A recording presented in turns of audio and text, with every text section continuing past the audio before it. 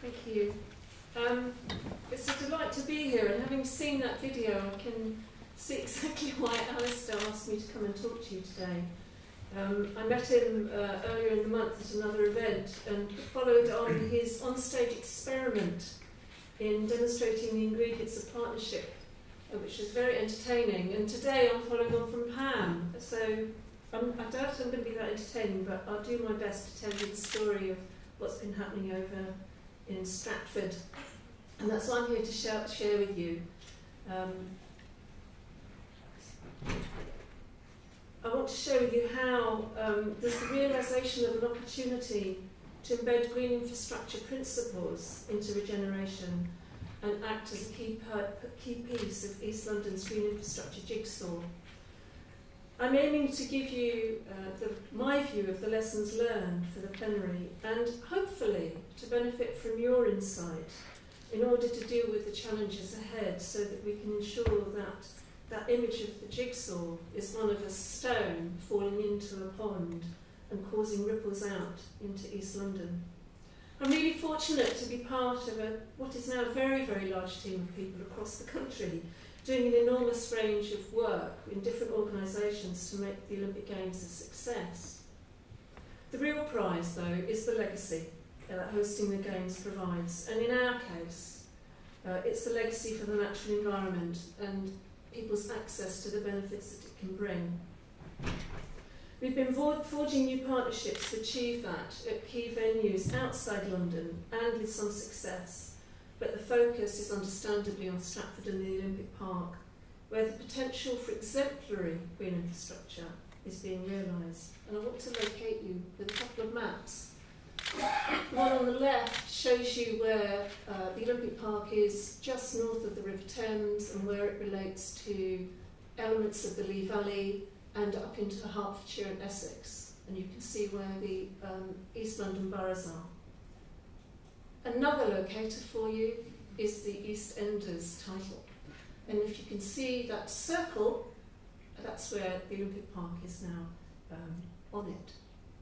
There was a lobby to make that happen. I don't know about you, but I approach preparing presentations with a sense of adventure, researching interesting nooks and crannies. And in the process of preparing for this, I stumbled across this quote from Victor Hugo's Les Miserables, which I think could easily describe the Lee Valley. To observe the city edge is to observe an amphibian, end of trees, beginning of roofs, end of grass, beginning of paving stones, end of ploughed fields, beginning of the shops, the end of the beaten track, the beginning of the passions, the end of the murmur of things, the beginning of the noise of humankind. Nature moved. The River Lee and its valley were out of sight and out of mind for a long time. There's a familiar story of a river declining as a driver for industry and a conveyor of goods, and the least attractive industries then moving in. But nature moved in as well, of course, colonised the nutrient-poor blitz demolition rubble that was dumped there. Kingfishers bred along the river, sand martins, bats, kestrels hunted, but the river quality was poor, and the brownfield habitats were polluted with heavy metals, such as arsenic and lead. And people were neglected. Travel the 8 stops on the Jubilee line from Westminster to Canning Town, and life expectancy drops at each turn from 77 to 70 for men, from 85 to 78 years for women. The promise made at the time of the Olympic bid in 2004 was a huge one. And it was to use the process of regeneration to turn around the fortunes of the people and the place. The river valley that had been the dumping ground was to become the inspiration for change.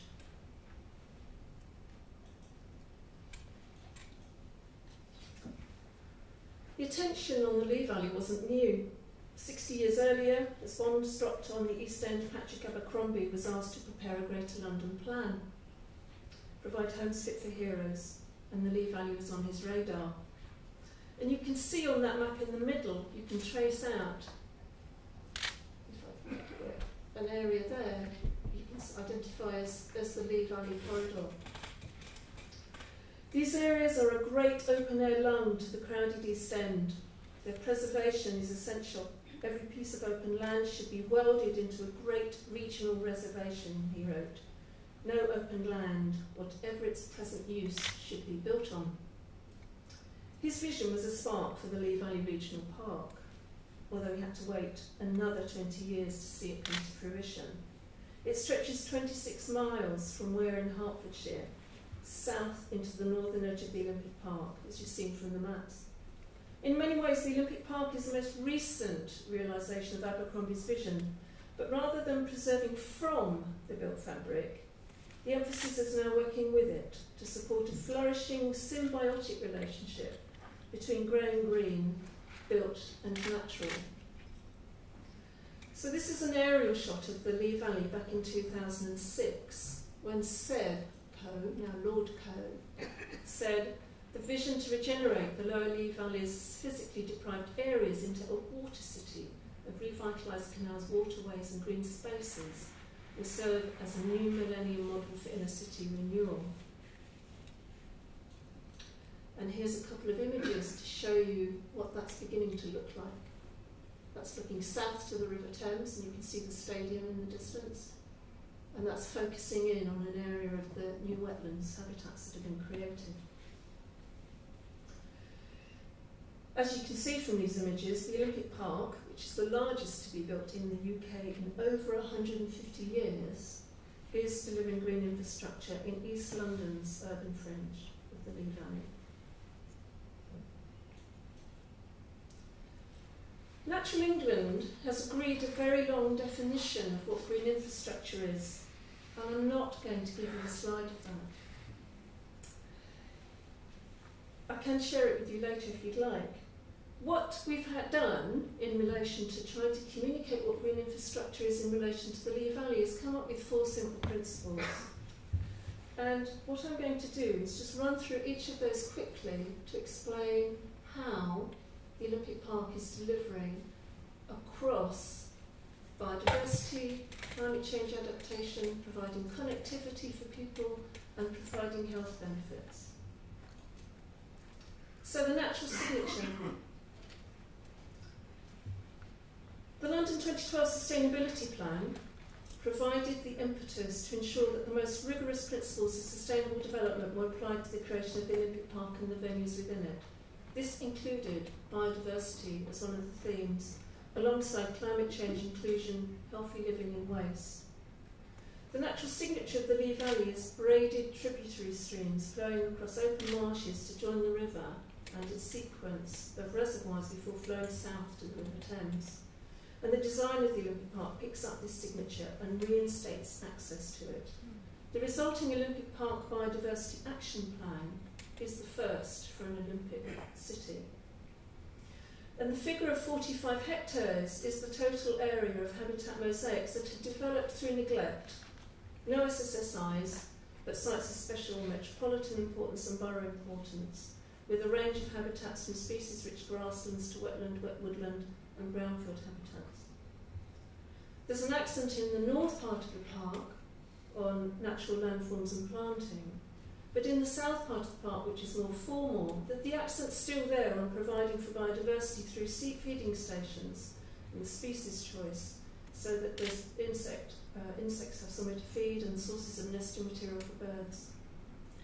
Creativity and innovation has been a hallmark, extending the opportunities for wildlife in bat boxes located under eaves, and that's what that murky shape there is, and sites for birds to nest and roost, fitted into bridge gablings. If you're lucky enough to have a ticket, and I don't, you'll experience the stunning wetland habitats of North Park. But do remember that what is in place this summer is only part of the story, as half of the Biodiversity Action Plan will be delivered after the Games. Turning to natural resilience. Natural resilience describes flood management aspects of the re-engineered waterways through the creation of sustainable urban drainage systems and swales. And as a result of that work and reconfiguring the river, 4,000 existing homes are now protected from a 1 in 100-year flood event. It's also about climate change adaptation through the choice of species in both parts of the Olympic Park, and through the creation of greenways which allow migration of species and the use of green roads.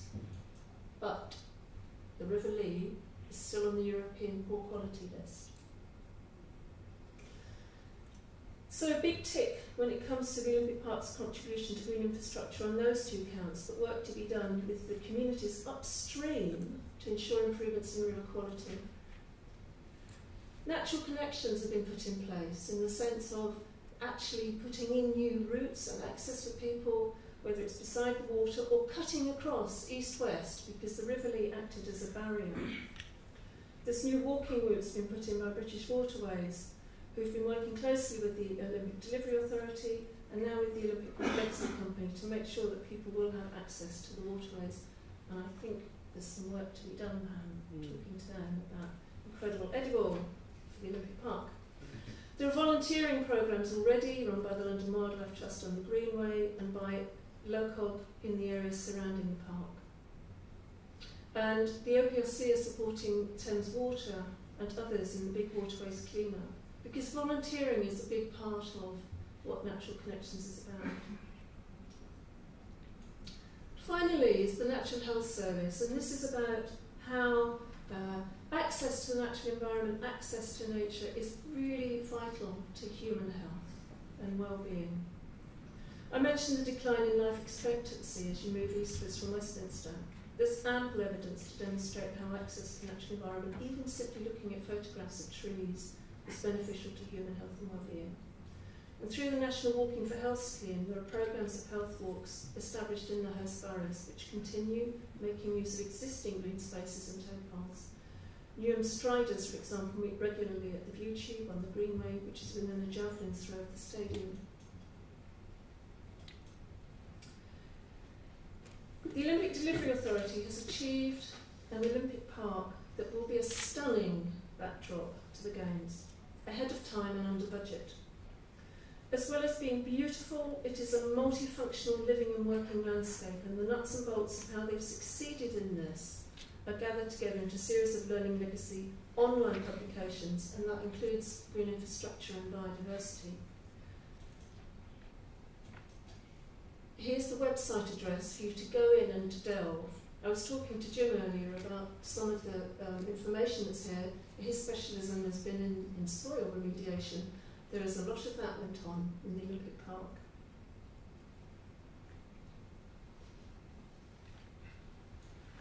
Key lessons. These are my view, not Natural England's view. I don't know why I felt I need to say that, but I am. So, what are the lessons? They're the lessons so far. Firstly, seize the opportunity. From the Mayor, Greater London Authority, the boroughs, government, the seize the opportunity to invest in East London by putting a bid forward for the Games. The regeneration legacy has been a major reason for the success of the bid. And most sustainable Games ever was an expectation. And that had biodiversity as a theme, as I've said, which gave Natural England a role and an opportunity. Public money was being invested, 854 million for parklands, and there was a crucial role for statutory bodies in that, Natural England alongside the Environment Agency, in having some oversight. Secondly, notice the shoulders you're standing on. And I explained at the start that there's long-held ambition for the Lee Valley to be able to function as a river valley. It's Abercrombie's vision. And there's been people working up and down that river where they could get access to it, to look after the nature that was there. And the London Wildlife Trust, key amongst them, and that's just had its 30th anniversary, and that's where the 45-hectare figure came from, is the work that they'd done on looking after the land that was there, the wildlife that was there. So it's important to notice and acknowledge that legacy of ambition and action. Hold a vision. The ODA had a vision in terms of the landscape design, and John Hopkins, who was appointed to head that landscape team, commissioned Hargreaves Associates and others to deliver the vision, and he stuck with it. Natural England's had a vision for exemplary green infrastructure, and as I've said, we use simple terms to try and communicate what that vision is. make friends and offer help. Identify the key players, understand what their objectives are, and offer evidence and expertise to help them realise them. And finally, share what you learn. And that's part of the reason I'm delighted to come and talk to you, because I really want you to know about that learning legacy. As I said, we've only just started, and there's a new kid on the block now, and that's the Olympic Park Legacy Company. After the Games, the responsibility for the park and developing the new communities within it passes to them. And on the 1st of April, they get a new name, the London Legacy Development Corporation, because they become a mayoral development corporation. Over the next 30 years, this is what they're going to be doing, building 5 new neighbourhoods, putting in new schools and nurseries and health centres. The corporation benefits from continuity of personnel carrying knowledge forward with them, and their increased land ownership and plan-making powers should enable the ripple-out effect of the Olympic Park beyond into East London. But do they share our green infrastructure vision? We have a whole raft of policies and frameworks already in existence, and I've just listed most of them there, but there could be others that I'm not aware of. What we also have in that opportunity space are some real challenges, because there is multiple land ownership alongside those multiple frameworks and visions.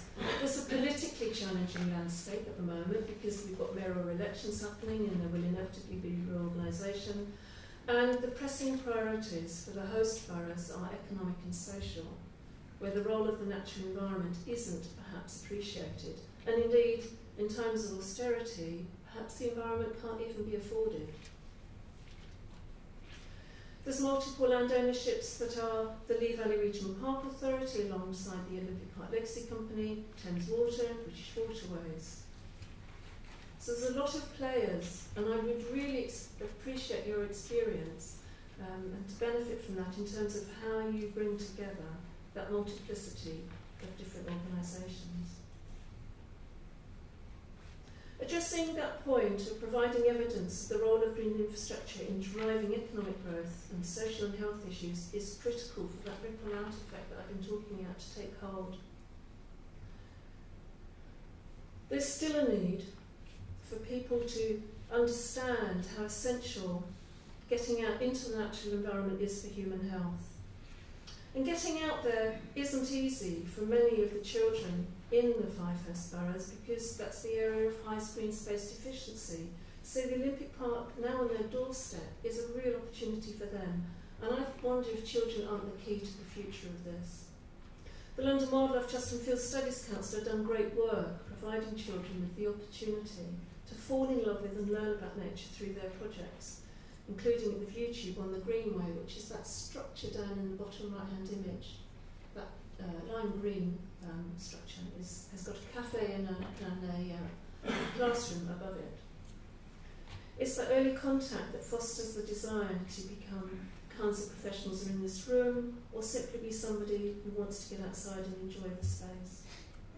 But we need to do more with the schools where children aren't getting out at the moment. And we're working out plans for an outdoor learning project with the Olympic Park Legacy Company and other partners that will benefit from a natural connections pilot that we're about to start this year, that's mentioned in the Natural Environment White Paper. Now, this is my final slide. That finished sculpture was created and installed on the Greenway. And the image there that I've installed inside it is of my mum. There were no green spaces when she grew up in Poplar 90 years ago. And there still aren't in that bit of Poplar. Nor, as is the case for many children today, did she know there was a river close by. Now, there's no excuse for that continuing to be the case, and we have a real opportunity to address that now.